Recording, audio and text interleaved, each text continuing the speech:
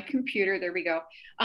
So it's almost what, 9 or 8 after. Did you say anything meaty that needs to be repeated for our listening audience?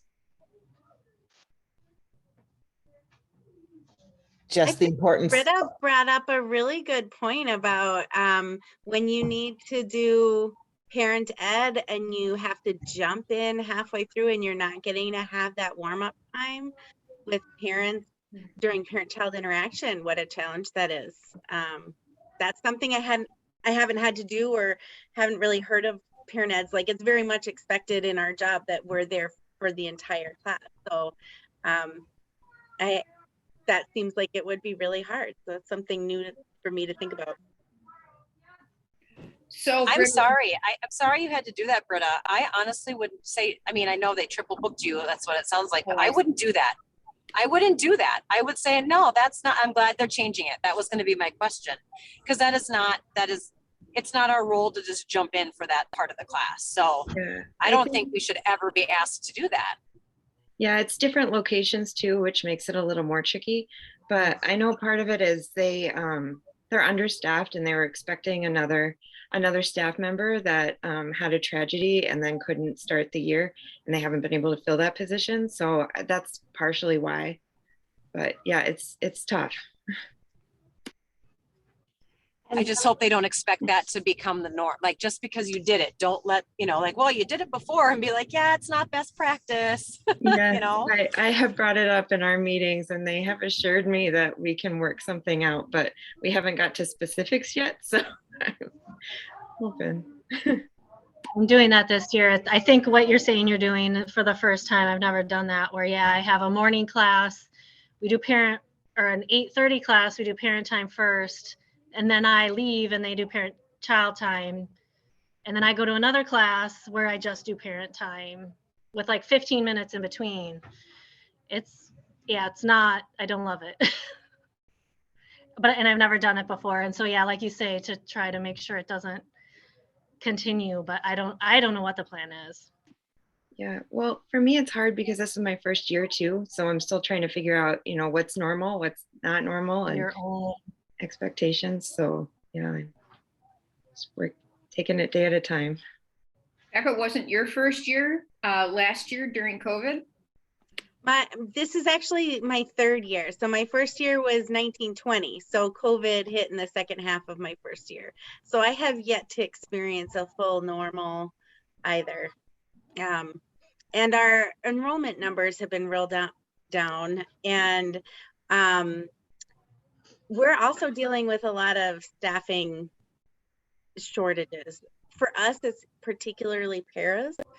So I'm curious if other people, like Britta's being totally affected by not having another parent educator. We're being affected, like we can only offer so much because we don't have people to help out in the classroom. Are other people having the same issues? Oh yeah. Yeah.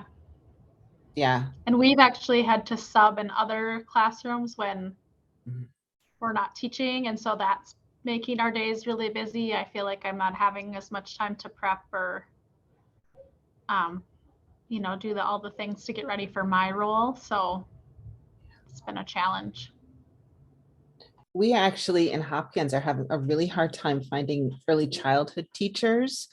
And so what ends up happening is that some of our 1s to 2s classes, which should be separating by this point in time, can't separate because there's no early childhood teacher in there, which creates then a whole host of problems because you as a parent educator, we shouldn't be responsible for doing activities in the classroom and managing the classroom.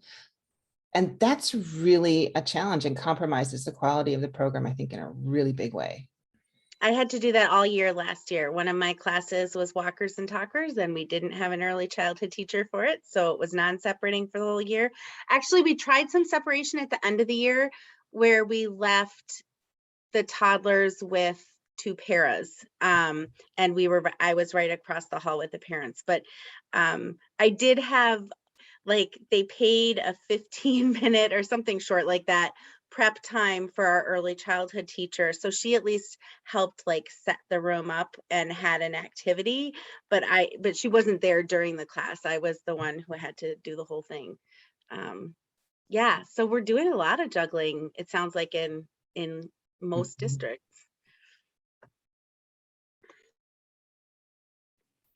And a quick shout out to Kyan Murphy, who is joining us for the first time. Actually, it's Nikki. Hi, Nikki. Oh, Nikki can't hear anything, and she is working on her computer. Okay, well, when she gets back, we will warmly re-welcome Nikki to the fold.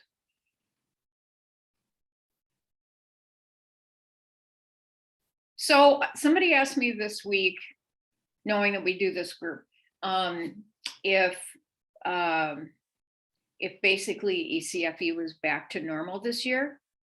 And I said, well, you know, I mean, I have my people on Friday, so it's not the entire state, but, and I think what this person meant by normal was face-to-face, like how much, you know, sort of the getting rid of the emergency online instruction and being back in the classroom. Is that true for you? Are you mostly all? Oh, Shannon's kitty. Oh. I decided I have ADD, which is animal distraction deficiency. This is Mary, and then I have one that just looks just like him, which is Pippin. Call them our hobbits. Oh. And, yeah, we just got them. They're about 14 weeks old. So they're really cute. Oh. You guys know how distracted I am by a cute face. So anyway, so are you all back face to face, in person, any online? Actually, you can throw it in the chat too if you want. We're mostly in person, but we do offer Zoom classes for infants too. Oh, do you? Okay. Yeah, well, just for the parents, but yeah, but mostly online. We just offer 1 or 2 Zooms. Yeah. Okay. Are you guys back doing any home visiting? Yeah, okay. We are too. I was just curious if other people were doing that yet. Our district early intervention is only doing home visiting in the school. They're not going into homes. Okay. Yeah, one of my own, so I'm working on, I just as an aside, so I'm working on this paper on, you know, COVID and ECFE for a learning sciences conference. And my emphasis is on relationships and how, you know, the educators, you guys are also wonderful at maintaining relationships, but the ways that you did that with technology last year. So anyway, it's a great paper. But I continue to be, as I read through the, you know, the quotes, you know, from the survey and all that, I am just so incredibly honored and thrilled to be able to talk about ECFE and parenting educators in and early childhood teachers because of the just incredible ways that you all adapted. And I mean, clearly, as we talk every week, continue to adapt, right? And troubleshoot and problem solve and come together and figure out how to, you know, support parents, how to support children, how to adapt or whatever, right? And then all of last year, just the amazing and extra mile you all took to, you know, be there for family. So, so shout out to you.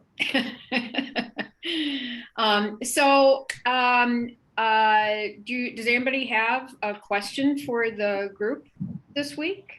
I have my little Google survey and I can post that too, and that will always be a source for us, but I would prefer to defer to our, you know, the folks who show up, and especially some of our returners like Nikki Murphy and some of our first timers, although Carissa's been in our heart for many, many, many years, that are here with us today. So who has a question for the group?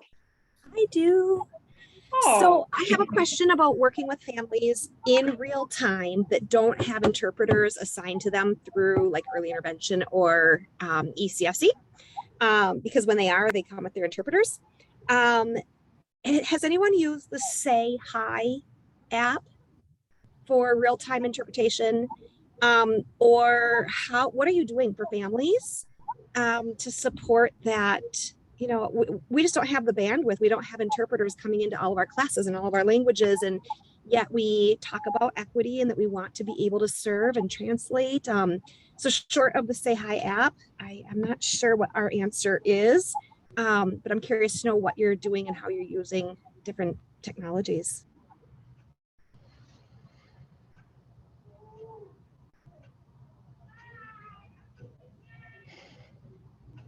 I've had challenges with home visits. When our interpreter hasn't been available, I've had to go alone, and that's really hard because I feel like I'm not really getting, they're not really getting anything out of it. And I agree, Nikki, I would love some other ways to try to help when I'm going out there. Our home visits, we're lucky because we can get interpreters for visits in every language under the sun, because we put in an order through GBR and we just tell them I have a visit at this date and time and this address, and they show up in the language that we need. And I also, we're lucky to use the language line. So to make appointments with all of our families, we just call the language line and they join the call and they help us to make that appointment. My issue is, I hear you. This is like, now I'm even realizing what a bigger issue it is when you're saying that you don't even have the interpretation, the services for visits. But my real hiccup is that I can't call a GBR interpreter for a class every week because it gets billed in a different way. Yeah.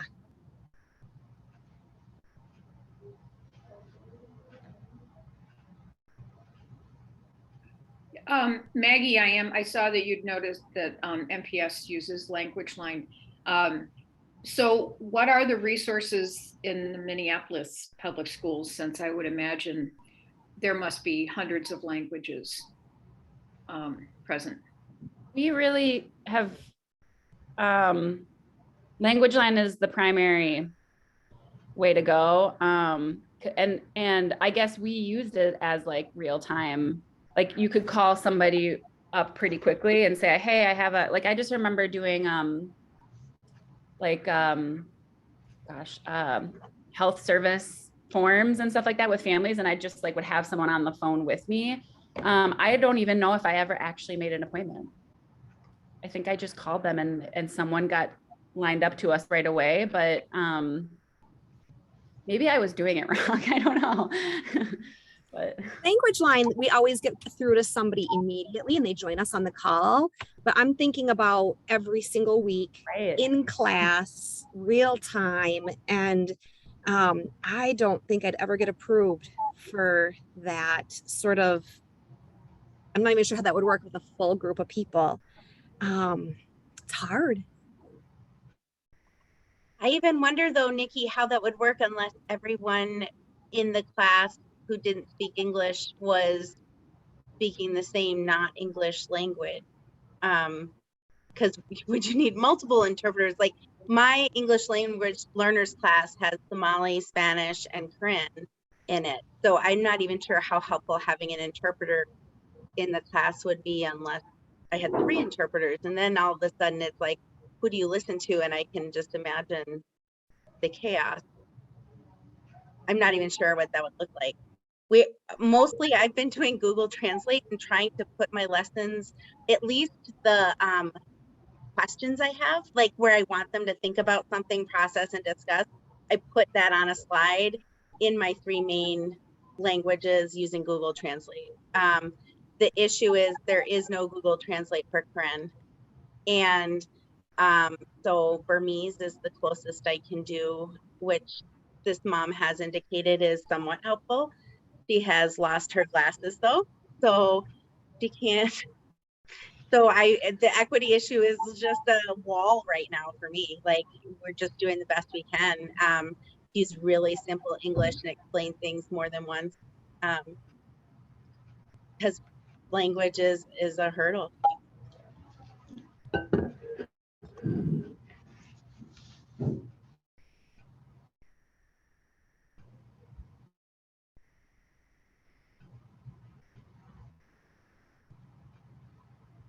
We did talk about this a few weeks ago, but more specific to Becca's situation with having multiple language speakers in her class. And I'm recalling that discussion. And Mary Kay was on with us, and she had talked about Karen interpreters available through one of the local churches in Roseville, I believe it was.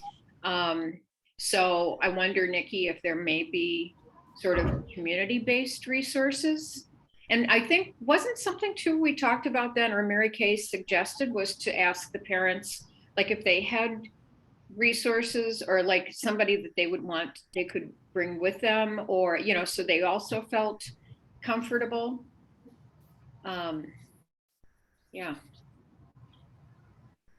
I do remember doing that in a class with a mom who spoke little English, and I think we just had like her neighbor come with her to the class. And then I pre-wrote out some of the discussion questions that we would be doing in small groups, and they just talked. And then I had a discussion with her, I think during like parent-child interaction time, of just like, you know, I guess like what her comfort level was with sharing and practicing English in a larger group. And she's like, yeah, I want to practice. I'd have to go slow, but and so she also just was like, practicing English at the same time. So that was a good opportunity for her to do that. So it ended up working out, but yeah, she just like talked to her neighbor, which I don't think that is really what the group is for, but that's what we did.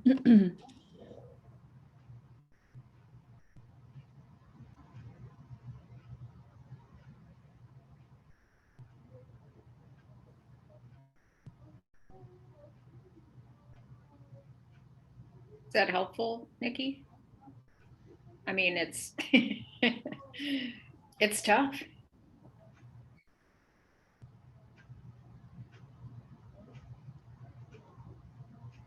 I had a question. Maggie? Sure. Oh yeah, so I just wanted to, I haven't been able to come for a little bit, and I've been listening to the recordings afterwards. And I know there was a discussion about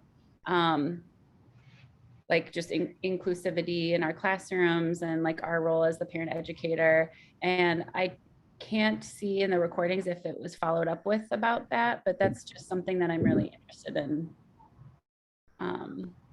hearing about.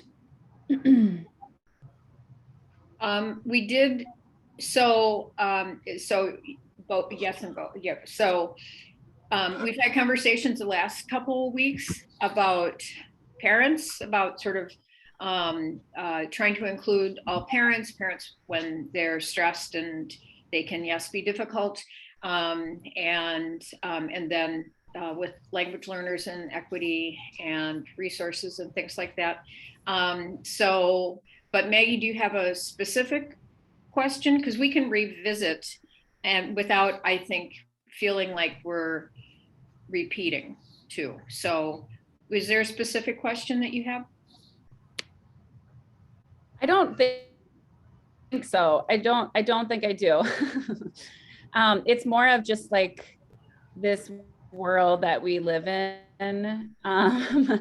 and feeling like our classrooms are a safe space for parents, and a welcoming space, but also knowing that like we're not going to be able to solve the mask debate in our classroom, and our classes aren't really for that, or we won't be able to solve who is the current president. I don't know, like just people are so polarized right now. And I think that can come into our parenting. this is a hot topic for me. I don't know, not personally, I guess, but like, I've just been seeing some things on social media about this high school student that posted a video with a lot of racial slurs from, oh gosh, now I'm forgetting where it was from, but it's gone viral, I guess. And she was sending a video to, yes, Prior Lake, that was it. She was sending a video to another student that was a student of color, and there was just a lot of racial slurs. I also follow several, I guess, like BIPOC parent educators in this area, and so they were like, some of the messages that have come out of like, well, kids don't just, this doesn't pop up from where are they learning it, basically. So again, it just like boils down of like, what is our role, and like, I can see people on both sides being like, should this girl be, I don't know. I'm going to stop. I don't know. Well, but it brings interesting parenting things up too. Yeah, Maggie, it is, and as you're talking, I'm thinking of a few other things. So a couple weeks ago, also Lori from, was it Lori? Yeah. From Mankato. Mankato, yep. Mm-hmm. Yeah, and she had posted, so as we also talk about,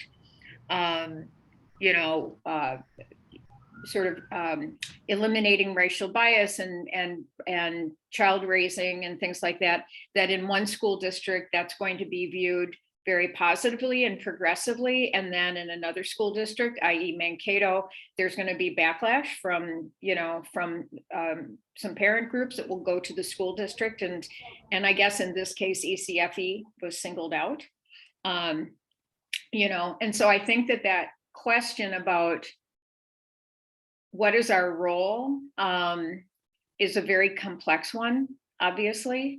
I mean, I think that there's sort of what is our role looking at the teaching standards that comes down to like ethics and citizenship, like learning and socio-emotional learning and, promoting for children and things like that.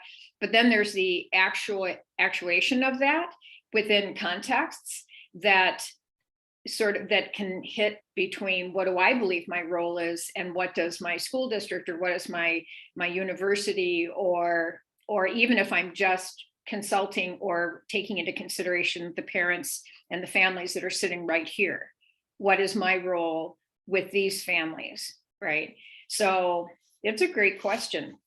Well, and I feel like I don't work for Minneapolis anymore, but I'm still very connected. And I just talking to parent educators, it's like, we're like, a lot of parents are scared for their kids. So it's just an interesting time. And I just remember you said in one of the recordings, and I think you're so right, is like, we are on the front lines of that, but then do we have the support? Or what does that support look like from our district if something does go down, and I'm not saying like a parent just like stomping in, and I just feel like, again, like just like presenting even like a welcoming space where people feel like they can talk about some of these fears. I don't know. Yeah.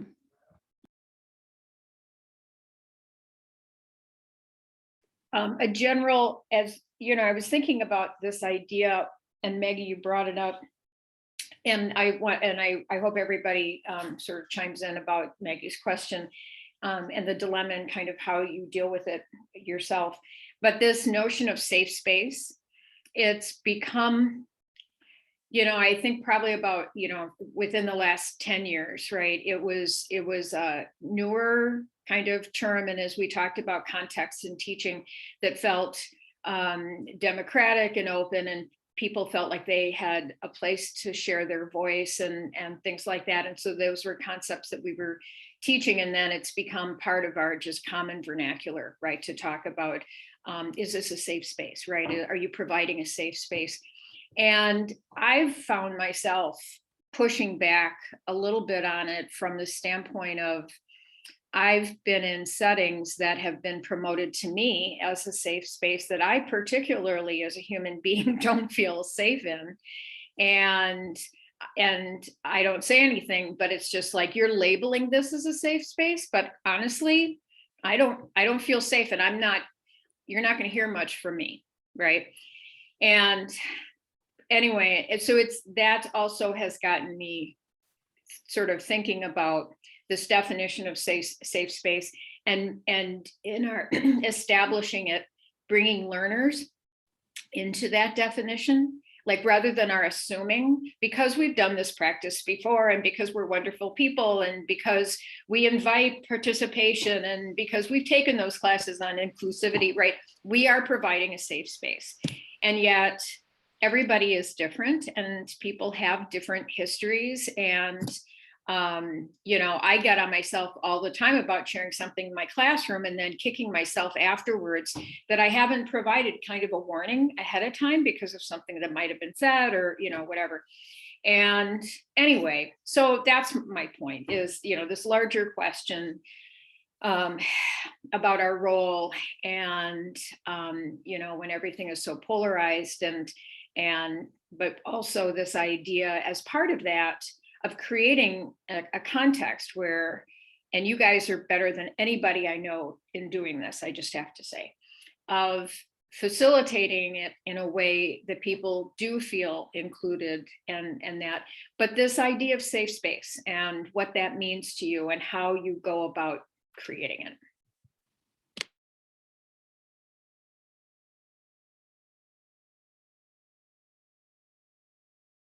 I was just looking at the chat. I guess my only follow-up question is then for you all, like, do you feel like you have safe spaces in your classroom? That we've just discussed that definition and who it's for, and if we should even have them or talk about them. Like, do you feel like you have that in your class?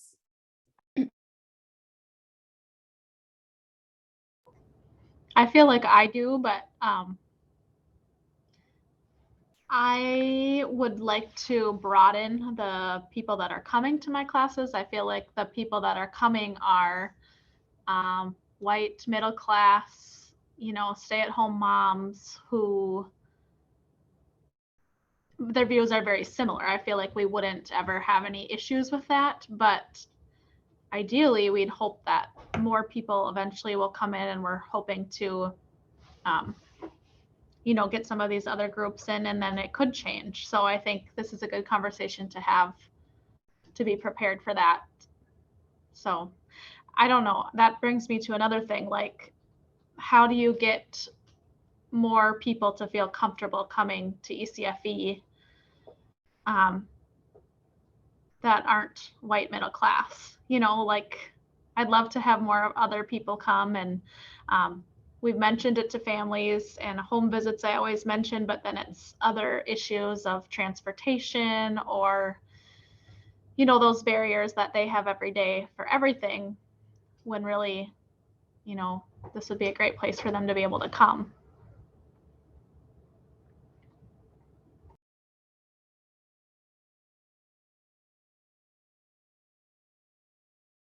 I think there is that. It's almost the easy go-to is the practical, Abby, as you mentioned. It's like, and there is that unfortunate association with socioeconomic status, right? And persons of color, so that it's like lack of access, like need for transportation, likely not to have the time because they're working several jobs or whatever, right? Even with our sliding scale fees. But quite honestly, I think it also gets to that psychological distance, or that cultural distance that I think can be tough to get to the bottom of, to really understand. Because quite honestly, when I first came to Minnesota, for instance, I had some really thoughtful conversations with some Black women who told me flat out they did not feel comfortable going to ECFE, and that that they were getting parenting education elsewhere, maybe through the Northside Achievement Zone or whatever. But it was a sense that these women didn't feel that at least the ECFE programs that were available to them were not really representing them. And not just by hiring, say, a Black parenting educator, but also that they just didn't feel that the traditions were respected, or, you know, their voices were respected, their choices around disciplining children, whatever, right? And so I think those are the tougher things that I know school districts are grappling with as well, beyond sort of that those practical elements of access. I feel like some of what, reading the chat, some of what Nikki said is just super spot on, both with what community are you teaching in and the class norms. I feel like this is one of those cases where there are some things you have control over and some things you have absolutely none over. I have no control over staffing, right? This is not part of my job. I don't get to decide. I can't make myself be a Black man or be a different demographic than I am, right? So they're gonna see a middle-aged white lady teaching this class if I'm their teacher. So some things I don't have control over, but some things I do. And we spend like several weeks at the beginning of class doing kind of in-depth introductions and really talking about what we care about and what makes us feel safe. And we don't do norms in the way some people do with making a list of like rules that are on the wall, but we still revisit those values, I would say, kind of frequently. Like, let's assume positive intent. Let's assume that everyone here loves their child and is genuinely trying to do the best they can with their child with what they have. And when you have that, and let's try not to jump to any judgments, but really listen to each other. Just even having a few things like that set up as your group norms, I feel like can really make a classroom feel safe. That's my hope anyway. And judging by the fact that a number of parents have been quite vulnerable in my classes, I think that they do feel that safety. But it can be really hard when you have a more aggressive personality who maybe has some slightly offensive or potentially offensive thoughts on things. Trying to make sure they feel safe and not shut out, but not allowing them to make anyone else feel unsafe. Is that kind of, I'm not quite to that artistic level of mastery, right? But it's a juggling act that I know is important that I'm working on.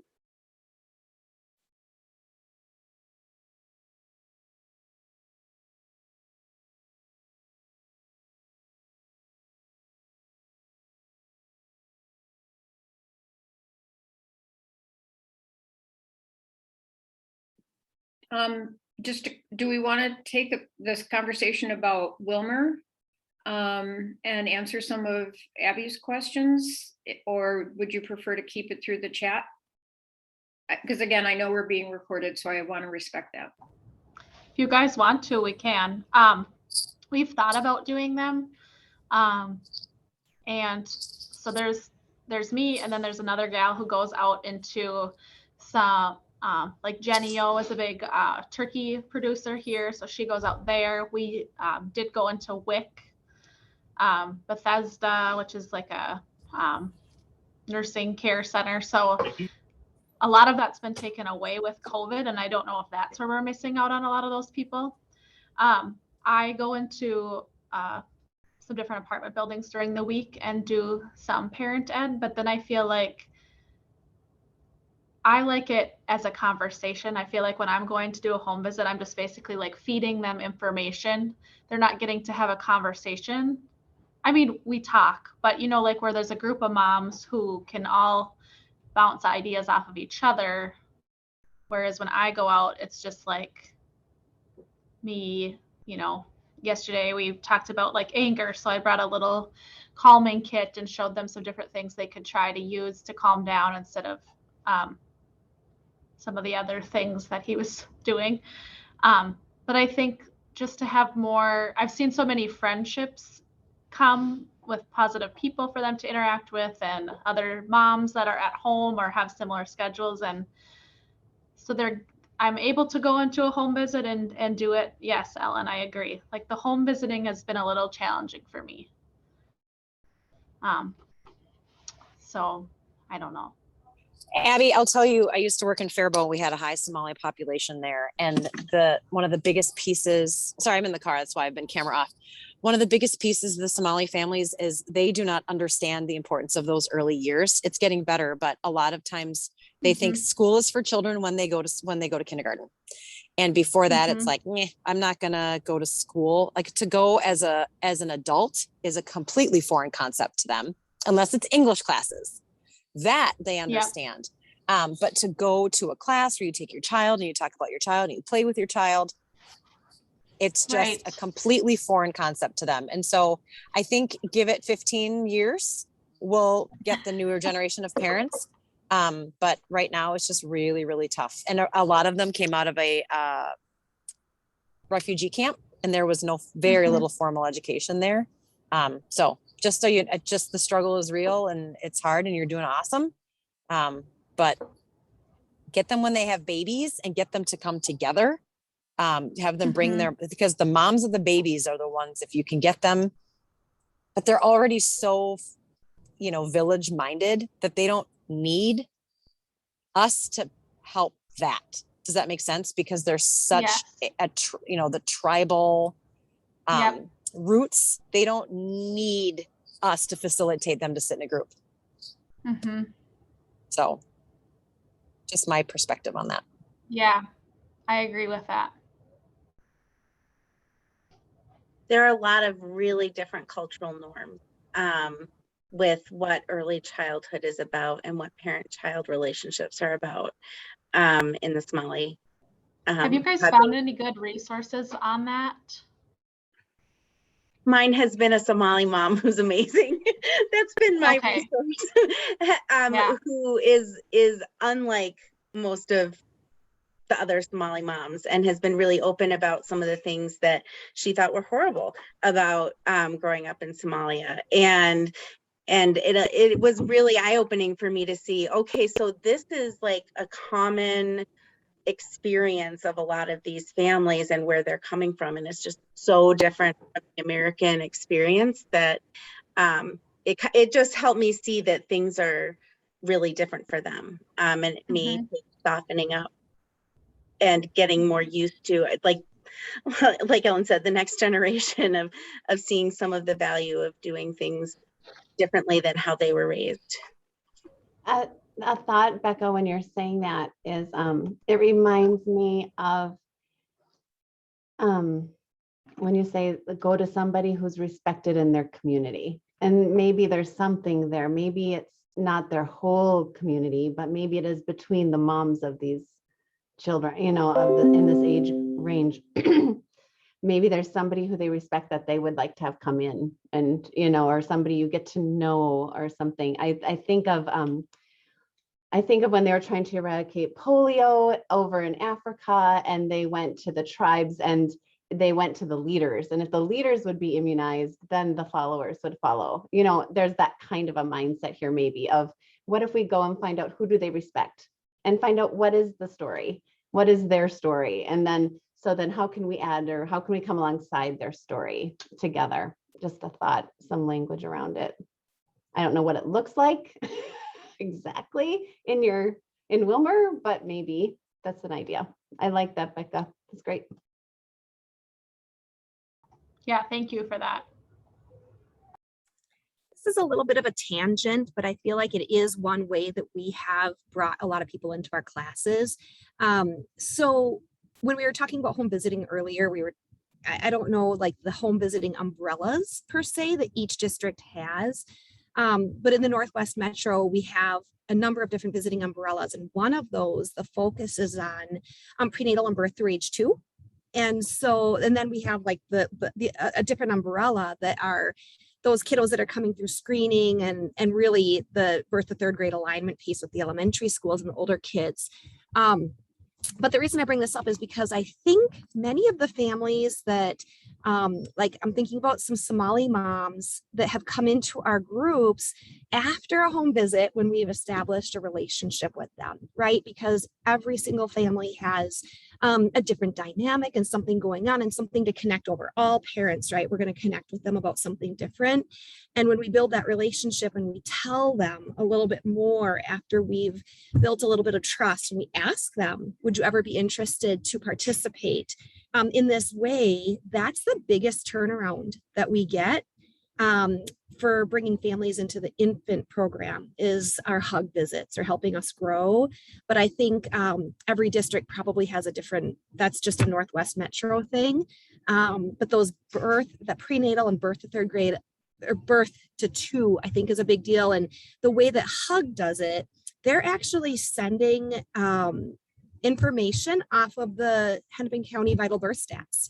So these families are getting the information from the birth data from the county, and it's already been sifted for difficult births. So we're not reaching those families. Like if somebody has perhaps experienced a stillbirth, like we wouldn't be calling them and opening up a Pandora's box of emotion.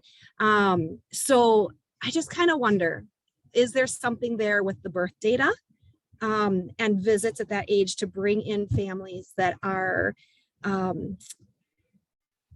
underrepresented, I will say.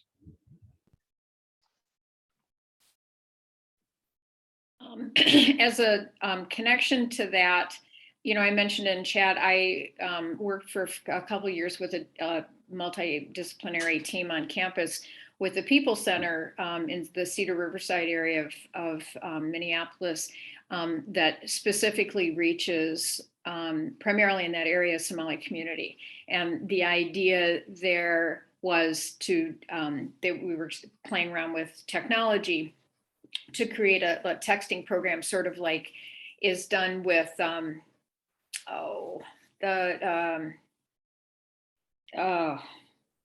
I don't know. It's the local thing on building babies' brains, or I forget now. Anyway, and that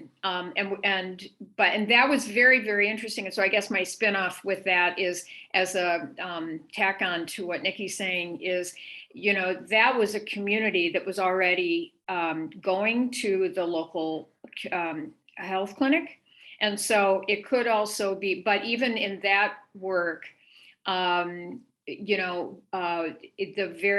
people at the table, there was a very influential nurse who the Somali families really, and she was a white woman, right? But because she was the one that they called Dr. Debbie, but she wasn't a doctor, she was a nurse, but they, that was their connection for her. And so almost all of the text messages that we wrote came from Dr. Debbie, because she was the known source. She was the one that they trusted. And then, but what Dr. Debbie did in our meetings was she talked a lot about bringing in the Somali elders, right? And again, as Ellen was saying,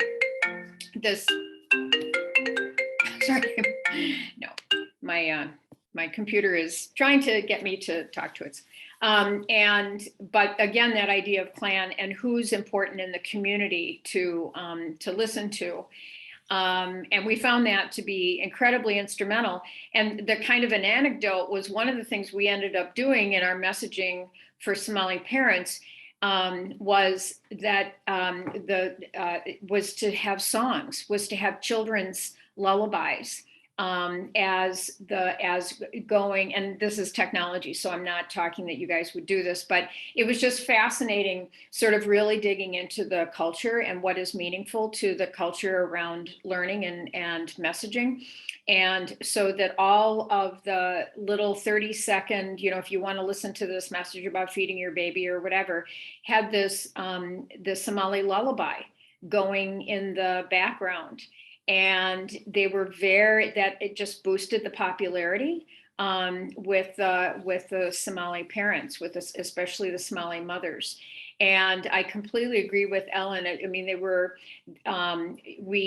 was very gratifying to work with the moms at the clinic that said, one of the reasons that there was an interest in working around parenting plus children's health is it's also pretty well known that in the Somali community, they're very afraid of immunizations with the belief that it causes autism.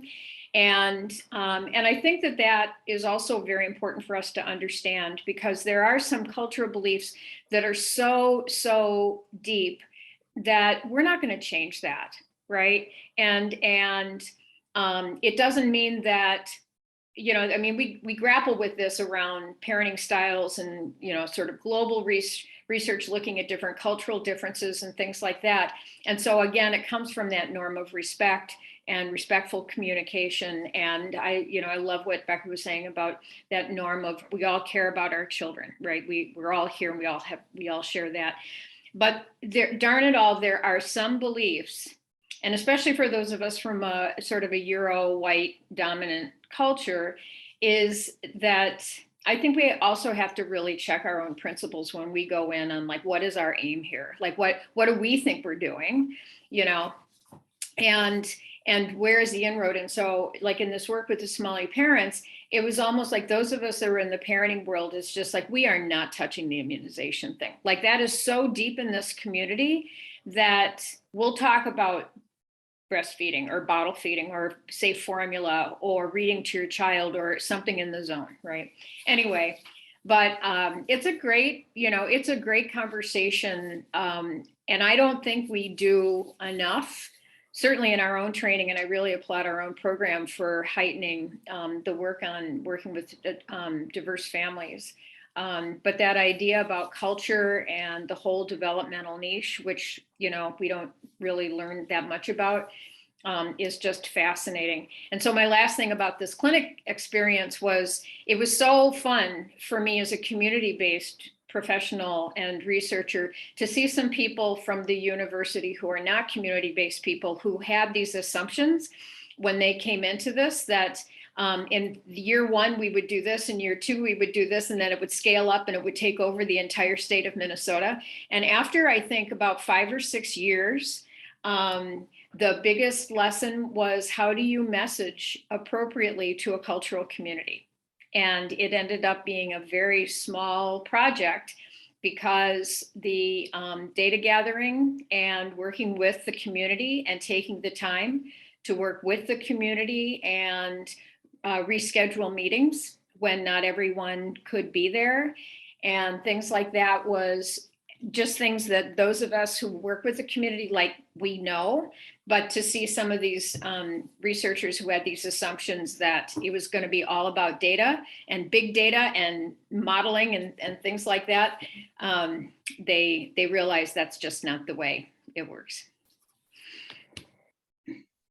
I think that that's fascinating, Susan. I love listening to you describe that, because it's a real experience, a true experience that they had, right? So this is where we land, because this is how it went, even though we were hoping for something that maybe looks a little different. And so we kind of have to shake up our paradigms or whatever it was that had to be shaken. And when Maggie, at the beginning, if I can bring it back a little bit to that question about hot topics or difficulties when we start talking about the differences of culture or value systems or whatever that might be.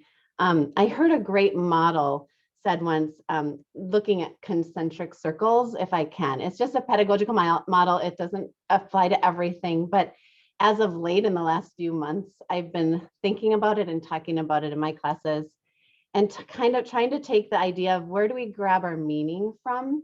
And we have meaning as an individual, my story, and then we have that next circle of our story, and that might be my race, that might be my faith, a religion piece. It might be that I'm Scandinavian of heritage, whatever. It might be that I'm a Midwestern or American citizen, a United States citizen. That next one, and then what we kind of call is the story, the story. And that's the thing that has patterns that are more universal, or we hope maybe eternal, or whatever the word is that fits your culture, whatever that looks like. And so when we when we think of those patterns, that might be like respect, or forgiveness or kindness, whatever that is, that can kind of be out there. So we've been talking about what is this a my story thing? And that's important. That's truly important. And it doesn't, and then as long as we recognize and we don't get stuck in my story and become narcissistic, and right. And so we have to put it in the context of our story and whose stories are our stories represented here. You know, some of us are representing white middle class, but some of us are representing white lower class or whatever it is. And I don't get that deep with them, but I try to bring it to, oh, it sounds like your story is showing us this thing about this real experience that all of us have at times. And then that means we're going out to the story or whatever. I don't know, just trying to, when I get stuck in the our stories, and we have represented here liberal thought and conservative thought. We have some things missing here that we're not paying attention to, but just validating that that's true. So now what? Well, what can we take from this? And then asking them, what can we take from this? I don't know. Those are some of my words of late. Yeah. I love that. Thank you so much for sharing. That's really great. And I love that you put also, like, I see that you value this, like you're turning it into something that's a strength, and that like we all as parents, we value it, and we value that for our children, and like that's a good thing, you know. But again, like our values and our story, I love that. That's really powerful. So thanks for sharing that. That's good. That's good. That's some good stuff right there. Well, I think it's good to remember that sometimes we can get focused in one or the other. So I have friends who are all about the story, but what about situational ethics? I mean, is that okay? Is that not? I mean, when does some of these things move around? You know, and that's kind of the our story piece, or the my story actually in that case. But yeah, that. If we get stuck without consideration to the other two, then sometimes we get unhealthy. So it helps us broaden, and we can do it in academia. We can kind of forget some of the other our stories, right? And yeah, so it's a good place, I think, right now. I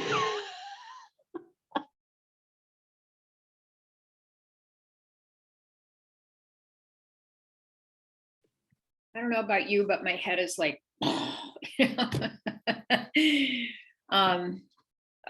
you guys are the best. This is such a rich conversation. Is next week the 19th? I think it is. Yeah. I won't be here next week. I am on my way to Michigan for a wedding. Let's see, Greta or Ellen, or Becca or Britta, will you guys, anybody? Oh, that's right. And some of you are going to be at Heather's thing that I heard went fabulous before. So you're in for a treat. She asked me if I could facilitate a small group, and I'm very sad I can't. But who will be here next week? I need at least one person. Commit. You can commit. I can commit.